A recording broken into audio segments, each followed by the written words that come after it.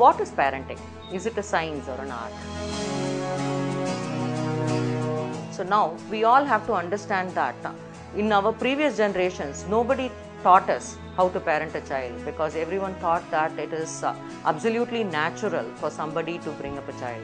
But now it has become essential that we have to teach parenting and also guide our youngsters on parenting principles, mainly because there are not many people who are being role models to the young parents.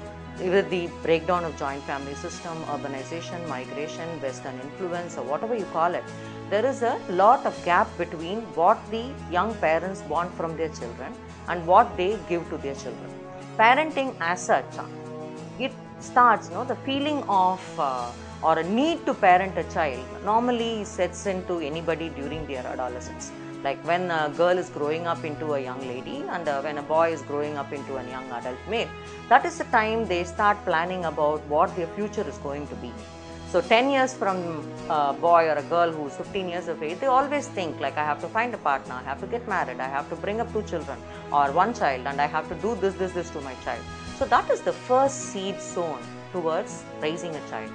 So once, if that is taking place and this boy and the girl are tuned towards making a baby in future, they would find that right kind of relationship or get into that kind of relationship when offered by their own parents, and they start their journey.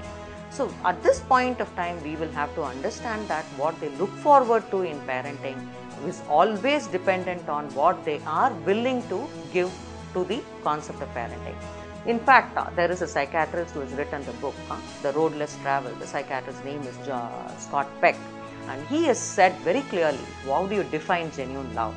The genuine love is nothing but a willingness to extend oneself towards the growth of another person.